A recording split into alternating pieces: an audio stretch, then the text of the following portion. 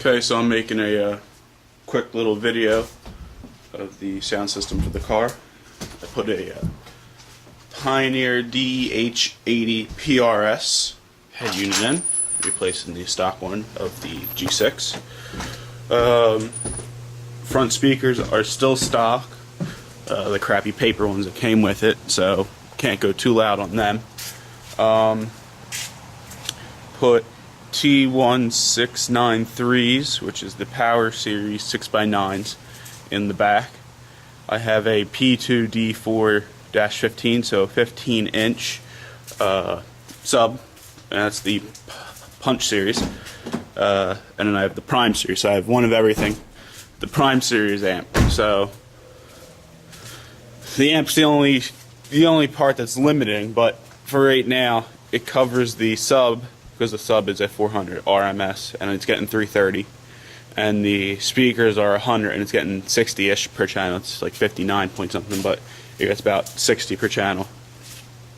And like I said, the front ones are stock with stock tweeters. They're a component.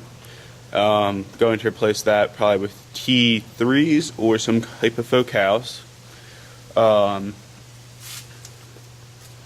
I have the head unit powering the tweeters, because I have it on three-way channel mode. So you have highs, mids, lows. Mids being the front speakers and the rear deck speakers, the 6x9s, and the front, I think they're like 3.5s, but I could fit 6.5 in there, 6 3/4 I think up to. So we'll be switching out for something like that. And then the tweeters are on the head unit amp, built-in amp to the head unit, and they're getting, I think, about 14 watts per channel, and I think that's about what it is coming out of the head unit. And then I have the sub and the other speakers off the R600-5, which I will show you right now. That's a 5-channel amp. It's the Prime version, like I said. The Punch Series is 1,000 watt, which means 500 for the sub, and I think 75 per channel at 4 ohm. This does, rating-wise, does more than that, because it needs your burst sheet from Rockford. For this, it's a 600, and it gets 660, so that's 330, and then split down, and then subtract 25, I'm getting about 60. I think it's like 58 or 59, so about 60 watts per channel. Versus the 50. So that's the sub there. I got the RCA's in, so this and this are on a fork over there. So you have both of these coming off a single one from the back of the head unit, being the mids. So you got your two mids and your sub. Out the other side, let me see. You have two rows. So you have fronts, sub, rears. Front's on the top, rear's on the bottom, you can't really see, and the positive and negative for the sub, and then power, and the remote. Sub box has to be carpeted still, as you just saw. I have that for the wire right now. I'm waiting on the adapter, so that way I can be able to remove the speaker whenever I want, so I don't have that yet. As you can see, Punch Series, Rockford Fosgate, the P2s. And then if we go up here, if I can get it on it, let me see. You can kind of see power. These are power. See, let me see if I get the focus. Yeah, let me get some light for that. That's the Power Series.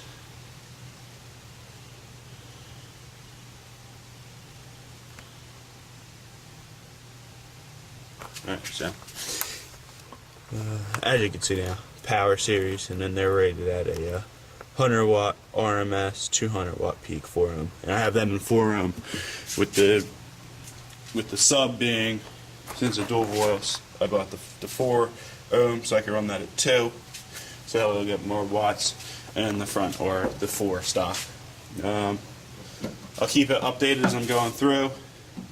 I didn't really think to do any of the install videos, so when I go to install the remote line for the sub, for the punch level control, I'll do a video with that. And when I go to do the front speakers, I'll do a video with that. This is what I bought to replace that piece that I just showed you, so I'm waiting on something like that, and then I'm going to carpet the whole thing. The only difference I did from standard would be I used old wood that I had, which is pine panel board. So from what I can tell, sound isn't that much off from MDF. A little bit tougher to work with, being that it is the panel board, so like the one piece was a little bit warped, had a crack, but has plenty of epoxy to hold it shut. And it's just a board, it's just a box for right now. Nothing special with it. Not my final one. And as for carpet, it's just old carpet again. I'm gonna build an MDF box with the carpet like this, which is just the thin stuff. Outside of that, not much else. I'm going to turn it on, and I'll let you see it real quick. That's about it. Oh. The other thing I forgot was the DH80 PRS. I'll show you that real quick. Just came out, I think March, May. Maybe May it came out, or March, I forget which one. But,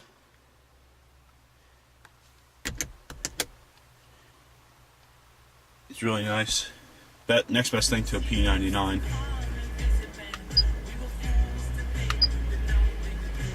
Actually, let me make that real quick. Go in, you have all your networks, and this is the three-way channel mode. So with the three-way channel mode, instead of front, back, rear, you have highs, lows, mid, high point, and mid, low point. And then the only difference between this and the P99 is you would have a RCA out for mid, low point, and mid, high point. So you get a little bit more control. This only has the three RCAs out for high, mid, low, or rear, front, and sub. Position is just your position, seat, time alignments, all based off that speaker, distance, everything, loudness. Pretty basic stuff after that. 16 band equalizer, so you have from 20 up to the 20 to 20,000. The auto EQ, everything was based off the mic that comes with it.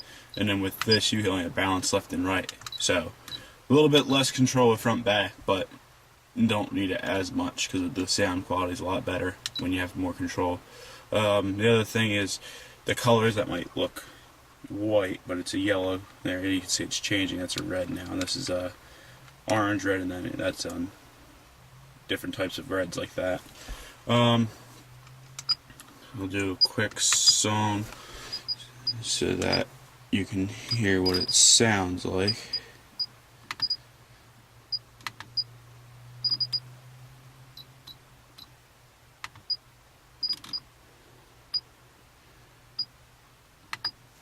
This is just the old iPod video hooked up right now.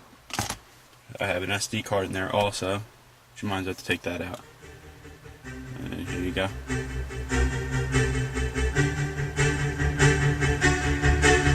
My prince is dead. All is lost without him. May God unite us now.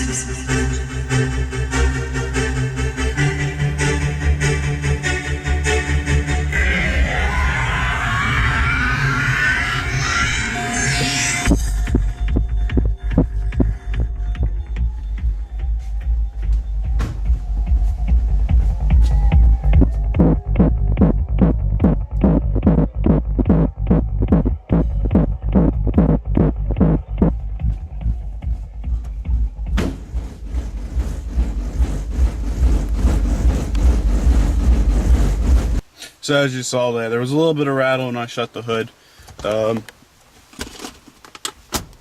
Haven't put any Dynamat or any type of